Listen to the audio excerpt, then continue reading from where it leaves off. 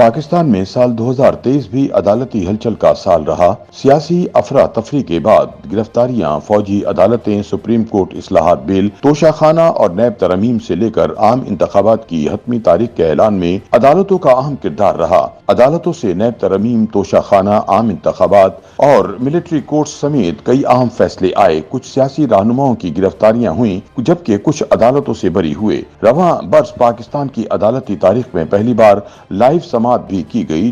Justice قاضی فائز عیسیٰ نے chief justice بننے کے فوری بعد فل کورٹ میں supreme court practice and procedure act کی خلاف درخواستیں سماعت کے لیے مقرر کیں اور اس عدالتی کارروائی کو ٹی وی چینلز پر براہ راست نشر کیا گیا۔ اس کے بعد ذوالفقار علی بھٹو قتل کیس کی تحقیقات سے متعلق ریفرنس کی سماعت کو بھی ٹی وی پر براہ راست دکھایا گیا۔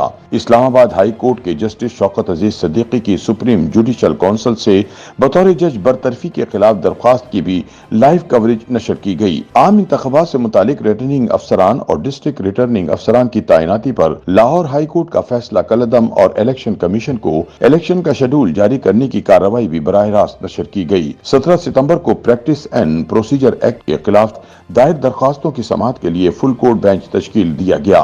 10 اپریل 2023 کو پارلیمان کے مشترکہ اجلاس میں supreme court practice and procedure bill متفقہ رائے سے منظور کیا گیا۔ 12 اپریل کو سپریم کورٹ میں ایکٹ منظوری کے خلاف 4 درخواستیں دائر کی گئیں۔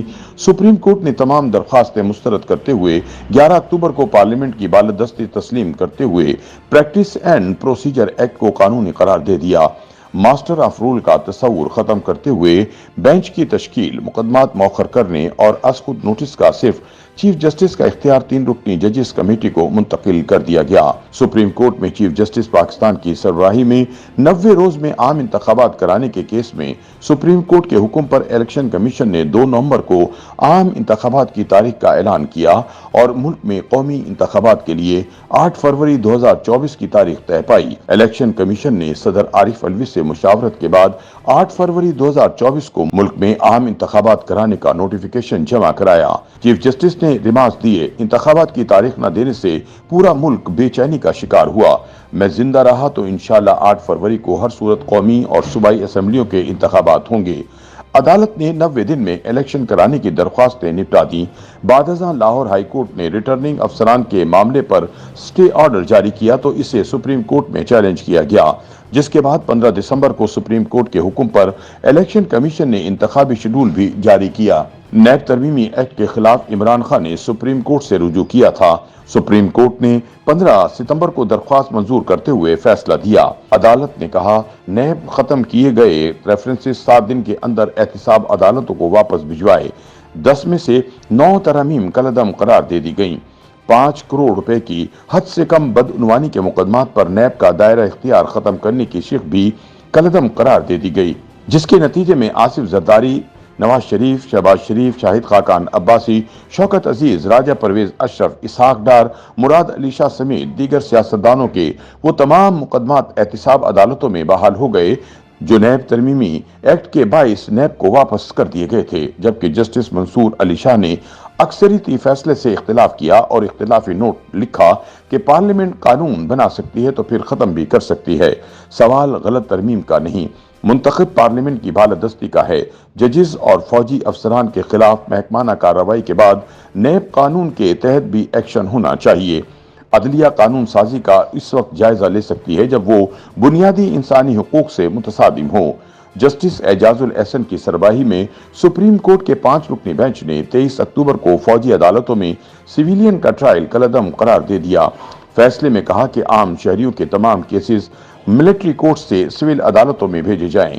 پاکستان تحریک انصاف کی اعلیٰ قیادت کے ایما پر کارکنوں کی جانب سے کی گئی 9 مئی 2023 کی مبینہ دہشت گردی اور فوجی اور سول تنصیبات کو جلانے کے مقدمات میں ملوث ملزمان کے فوجی عدالتوں میں ٹرائل کے خلاف درخواستیں منظور کی گئیں۔ تاہم بعد ازاں سپریم کورٹ نے 13 دسمبر کو فوجی عدالتوں میں سویلین کا ٹرائل کالعدم قرار دینے کے خلاف انٹرا کورٹ اپیلوں پر مشروط فیصلہ سناتے ہوئے کہا کہ فوجی عدالتوں میں سویلین کا ٹرائل جاری رہے گا، لیکن فوجی عدالتیں اپیلوں کے فیصلے تک ٹرائل پر حتمی فیصلہ نہیں دیں گی۔ 5 اگست کو اسلام آباد کی ضلعی عدالت نے سابق وزیر اعظم عمران خان کو توشہ خانہ کیس میں مجرم قرار دیتے ہوئے 3 سال قید اور 1 لاکھ جرمانے کی سزا سنائی تھی۔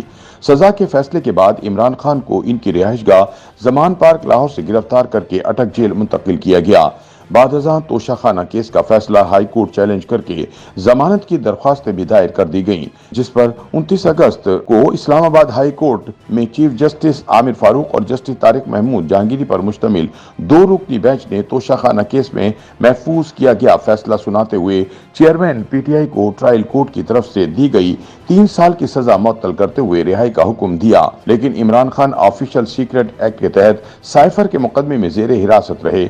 बादअज़ां इन्हें अडियाला जेल मुंतकिल किया गया, जहां वो साइफर जेल ट्रायल समेत अलकादर केस का सामना कर रहे हैं। साबिक वज़ीर आज़म नवाज शरीफ 21 अक्टूबर को पाकिस्तान पहुंचे और इस्लामाबाद हाई कोर्ट में मुकदमा जिसमें वो मफरूर थे, अदालत के सामने सरेंडर किया और जमानत की अपीलें बहाल करवाईं।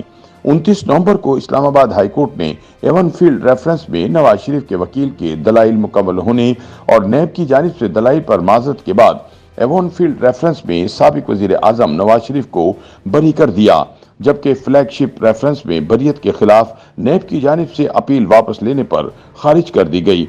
12 दिसंबर को इस्लामाबाद हाई कोर्ट ने नवाज शरीफ की अल अजीजिया रेफरेंस में अपील मंजूर करते हुए इन्हें बरी किया।